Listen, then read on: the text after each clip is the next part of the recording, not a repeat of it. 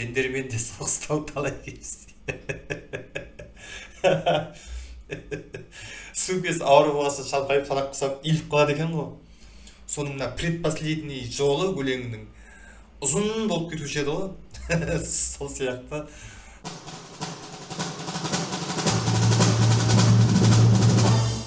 Ассалаумағалейкум, ардақты айтысер ағайын. Ғабит Кәдірбай арнасында тағы да қош көрдік. Өткен аптада ғана ел жұрт шулап, бүкіл әлеуметтік желі жазып, салып жатқасын Ринат Заитов пен Біржан Байтуовтың айтысын мен де ютубтан қарап, реакциямды видеоға түсіріп, өзімнің көзқарасым мен ойымды бөлісіп, осы ютуб каналыма жүктеп қойған болатынмын. 60 мыңға жуық қаралым жинап, арнамның аналитикасы бірталай жақсарып қалды. Бүкіл қараушыларға, комментарий жазушыларға, лайк басушыларға үлкен рахмет. Алтын шыққан жерде белден қаз деп, мен тағы да айтыс тақырыбында бір видео түсіруді дұрыс деп шештім. Өйткені арнамды жақында ғана қолға алып жатыр едім. Сондықтан аудиториямды осы айтыстың айналасынан кішкене жинап алсам деген арам ойым болып тұр. Сондықтан арнаға тіркелмегендеріңіз тіркеліп, лайк басып, төменге комментарий жаза кетіңіздер. Әрі қарай жалғастырамыз. Сіздермен бірге Ғабит Кәдірбай.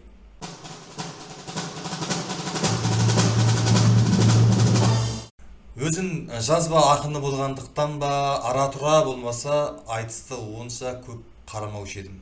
Өйткені келісіп айтысатын, алдын ала бір-бірімен WhatsApp'та, Facebook'тың мессенджерінде, одан ілгеріректе агентте отырып алып, ертеңгі болатын айтысын бір-біріне жазып, соны түнімен жаттап, ертеңіне халыққа әдемі, күшті, керемет айтыс ұсынып, қазылар тарапынан екі жақта 10 балдан алып, келесі кезеңге өтіп жатқандарын мен көзіммен де көргенмін, жұрттан да естігенмін.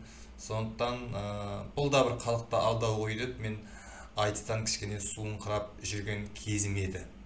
Енді кешегі бум айтыстан соң мен 2-3 күн бойы тағы да сондай реакция түсіретін айтыс іздедім. Сөйтсем, қазір соңғы кездегі айтыстардың барлығында жеребе сахнада тартылып, ақындар кіммен айтысатынын сахнаға шығып бара жатқан кезде біліп жатыр да. Бұл өте керемет болған екен. Мынау сайдың тасындай іріктеліп, нағыз суырып салма, нағыз шаппа-шаптың айтыстары ғана қалған екен. Нағып пен Мұхтар Ниязовты бірыңғай барған айтыстарында бірінші орын, нағып барған айтыстардың бәрінде бас жүлде алады деп жүрсем, мінекей айтыстың ережесі осылай кішкене бір жөнге келіп қалған екен. Ал Мұхтар болса, ол нағыз суырып салма, нағыз шаппа-шаптың айтысы, оның потенциалы өте жоғары. Сөздік қоры бай, өте сауатты ақын ғой. Сондықтан ол бір аптада мысалға 3 айтыс болатын болса, ол соның 3-еуіне де барып, барлығында да көрерменге жақсы айтыс ұсына алатын деңгейде. Мен оның тосын теңеулерін, шымыр ұйқастарын, ұтқыр жауаптарын барлығын түртіп алып, видеоға записка жазып алып, арнайы сол туралы бір жинақтап бір видео салып қоям ба деп ойлаған едім. Өйтсем өте көп айтысқа, айтыс сахнасында 20 жылға жуық жүрген ақын ғой. Сондықтан енді ондай болмай қалды, тек бірен-саран ғана жерлерін түртіп алдым. Мен қазір оны сіздермен бөлісетін боламын. Мен ютубтан айтыстарды қарап отырып, астындағы комментарийлардың барлығын оқып шықтым. Көпшілік адам Мұхтарды биліктің адамы, шындықты айтпайды, анау мұнау деп, және оның діни наным сеніміне байланысты да біршама пікірлер жазады екен. Пендеге пәни емес бақи мәңгі басынан баяндайын уақиғаңды, сахнада алдыңа келтірейін саубасыңа тілеген сақинаңды. Өзіңе елің сеніп Мұхтар ақын, сөзіңе жақын түгіл жатиланды.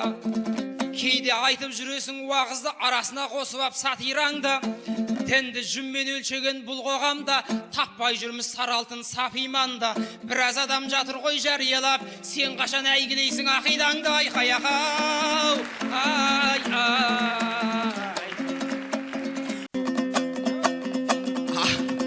Ағасын сынақ қалған серік екен, ағымда деп ойлайды ау мені бөтен. Жүрсін ағам айтысқа серік қосты, ақидамды тексерсін деді ме екен.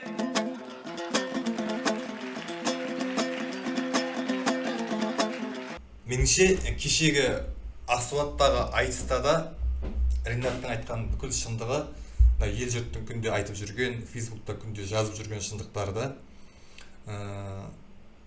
соның өзіне жоғарыдан визит болды ма?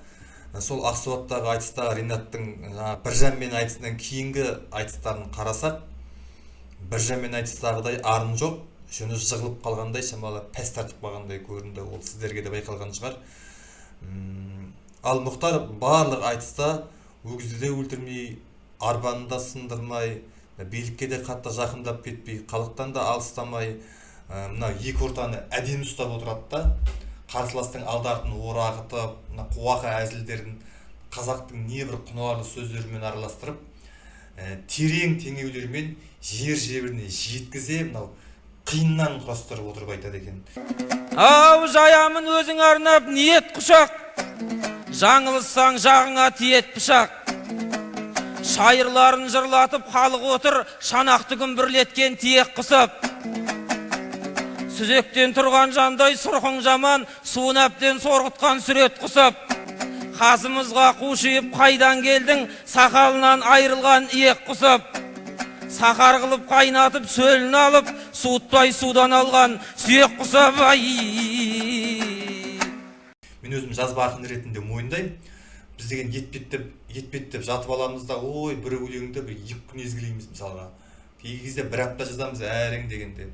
Ал Мұхтар сондай өлеңнің 10 есе, 20 есесін бір айтыста отырған кезде төгіп тастайды. Және бір қандай керемет өлеңдер да, ол құдды бір жазба поэзиясы сияқты өлеңдер. Мына бізде айтыс ақындарының көбісі екі қатарды соңына қояды да, соның алдын бос сөзбен толтырады ғой. Айтып көреді да, ең түйінін соңғы екі қатарды айтып жібереді да, сөйтіп қайырады. Мұхтар өйтпейді да, Мұхтар бірден бірінші қатардан бастап кіріседі екен шаруаға. Менің байқағаным, Атырауда айтыста отыр, сонда ояқта екен кілең Адай руы мен Беріш руының адамдары соған былай деп айтып отыр. Ау, 12 ата байұлы Адай Беріш, сендермен де соғыстау талай кеміс. Сендермен де соғыстау талай кеміс дейді. Сұмдық енді оны түсіндіріп керек емес шығар енді. Кеміс болмаса Адай мен Берішке тиісен ба енді, жауларды ақымақ болғаны ғой деймін да. Соны айтып отыр ғой енді. Ау, 12 ата байұлы Адай Беріш, сендермен де соғыстау талай кеміс. Дұшпанның сұстарыңнан сескенгенде сүйрелектеп киетін жолай кебіс. Кең жазира бұлдала сендердікі, салғанменен бекініс сарай дорыс. Әр тасың әр шөбіңді жырғылатын айтыстан шеттек көтті ағай меліс. Ердің соңы есеттің ұрпағымен қар өлеңнен төкпейін қалай жеміс.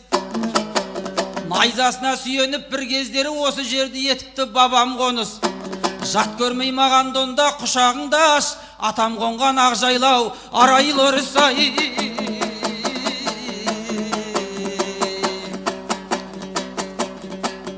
Сағадиев деген министр болды бізде, білім министрі. Сол әліппені алып тастады, ана тілді құртты. Балалардың кітаптары өте үлкен, ауыр, балалардың белі ауырып.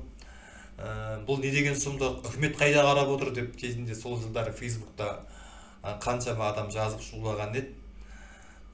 Соны Мұхтар бір ғана жолмен айтыпты да, Сағадиев балдардан Садағиев деп фамилиясын айқастырып айтып жіберіпті.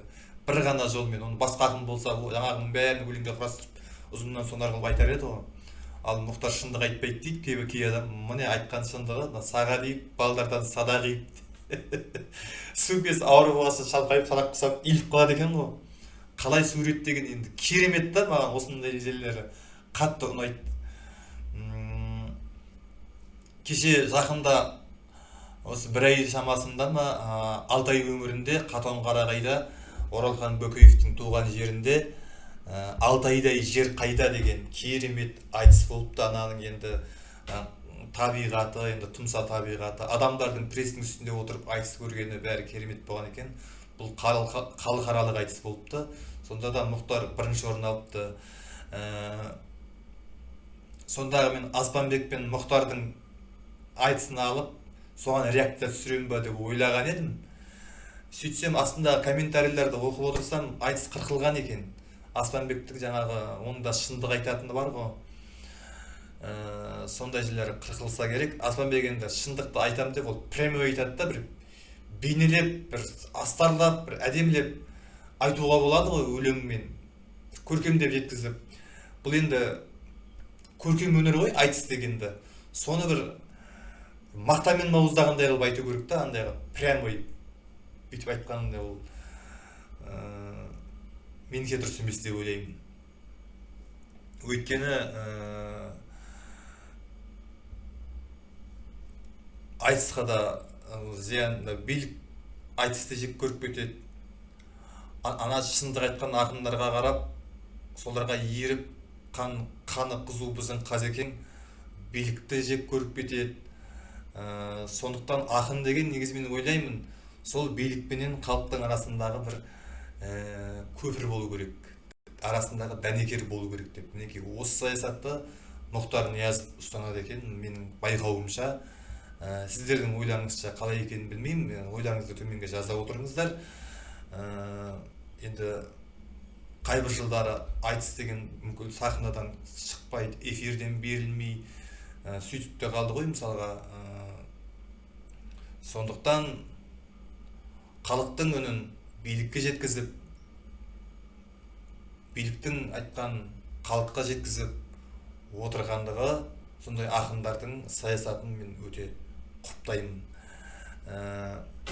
Сол Қатонқарағайдағы Аспанбек пенен Мұхтардың айтысын қарап отырсам, Аспанбектің образы қызық екен. Бір кісі менсінбей танауын бір көкке қаратып отыра ма, жаңағы арқасы қозып кетеді ма, енді ақынның тәкаппарлау болғанда дұрыс шығар дегенмен де, сосын ұйқасқа да аса шебер емес, сосын әр жолдың буын саны болады ғой қазақтың өлеңінің өзінің формуласында. Оны да көп, оған да мән бермейді екен. Баяғыда Қуаныш Мақсұтов деген, Сары тентек деген бір ақын бар еді, қарағандылық. Соның предпоследний жолы өлеңінің ұзын болып кетуші еді ғой. Сол сияқты Аспанбектің де өлең құрауына шамалы бір ойлы қырлылық бар екен. Бастапқа жаңағы амандасқан кезде үйінен заготовка дайындап береді ғой, онысы керемет. Бірақ әрі қарай жаңа шапқа келген кезде бәрібір Мұхтарға жете алмайтындығын көрініп тұр. Сосын енді басқа да мықты ақындар бар. Мына Болатбек Оразбаев деген ақынның керемет, мен айтыстарын өте жақсы көріп тыңдаймын.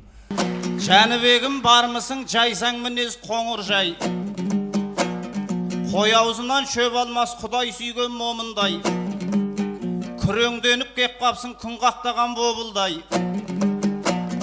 қарсы алдымнан жолықтың қан тілеген жаланып қан жаңғырдың қолындай, қалжыңдаймын ей құрдасым ашуланып қап жүрме, ақылға бермей көп ыңғай, сойылыңдала жүгірме сөз ұқпайтын содырдай, негізі сен Жәнібек қораштау көрінгеніңмен қойшының киген тонындай, шын тұлпардың бірісің, көншімейтін көңілі шүмектептерге шомылмай, тұяғы тиіп кеткен жер ошаққа қазған орындай. Ақынның бірі сен едің, қазбаласа таусылмас қар өлеңнің қорындай, межелі жерге дөп тиген мергеннің атқан оғындай, сендегі жырдың қызуы сексеуілдің шоғындай, байлығың бар бойыңда алтын адам табылған арал төбедегі қорымдай, мақтауыңды асырдым мықтылығыңа сенім бай, той үстінде бүлдірмей татымды сөйле, сондықтан табан шыққан соғымдай, кезегіңді берейін, топты жарсаң көрейін, тойға мінген торымдай, миымды менің шаршатып қан ішпесең болғаны Ганшкиннің жолындай ай. Осын Бөкен жігер деген қобызбен айтатын айтыскер шығыпты. Кеше айтыстарды қарап отырсам, ананың төккені енді деген қобызбен масқара енді. Ол шынымен де заготовкасыз кәдімгі айтыстың ортасында солай айтатын болса, енді ана бала деген енді сұмдық айтыстың болашағы болайын деп тұр.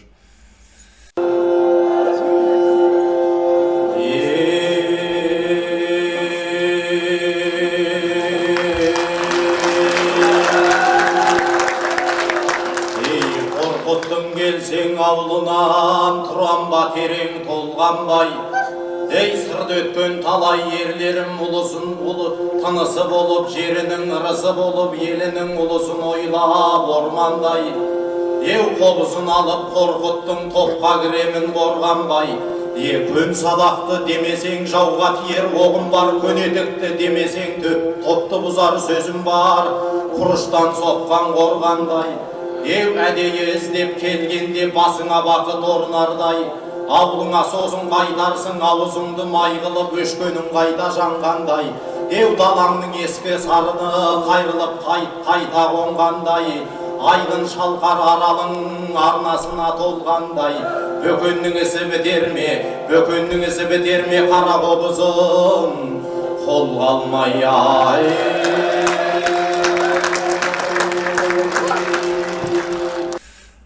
Ал енді бүгінгі айтатыным осы, сіздермен бөліскендегі арнаға тіркеліңіздер, лайк басыңыздар, комментарий жазыңыздар, қай айтыс ақынын сіздер жақсы көріп ұнатасыздар, менің ойыммен келісесіздер ме жоқ, қарсысыздар ма, төменге пікірге жазып кетіңіздер. Ұнаса лайк басыңыздар, ұнамаса дизлайк басыңыздар. Және айтыстың видеоны жауып тастамаңыздар. Соңында мен өзіме ұнаған осы Мұхтардың айтыстарынан керемет жолдарды, теңеулерді сіздерге топтамасын ұсынатын боламын. Қош сау болыңыздар. Көріскенше күн жақсы болсын.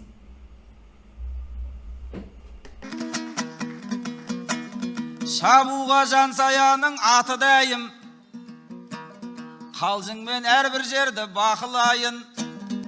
Бізде шығыс моншасын салып бердік, түскеннен соң жансая сәті дайым. Жансая барам десең, көрсе өзің, моншамның суы дайын, оты дайын. Алмақтың да салмағы бар дегендей, түсудің түсе берме сәті лайым. Батыстан келген қызды 3-4 сағат шығыстың қызығына батырайын. Қалауың болса егер ашып айтшы, кешке қарай кездесіп офлайын. Бұл жерде малтаң дезіп отырғанша, сол жақта арқаң дезіп ей шіркін отырайын. Әрайдым, ау, әрайдым. Ау, басыңда алекеңе сүйегін кеп, байқаймын қышып отыр иегін кеп. Біздікі СССР емес сыр елі ғой, ойлайсың ба жыныма тиемін деп. Күлтегіндей күркіреп келіп едім, осы айтыстың отына күйемін деп. Дізесі бар ақынды бүгемін деп, басы бар ақын болса иемін деп. 2000 шақырымнан келген жоқпын, Еркебұланның бетінен сүйейін деп ай.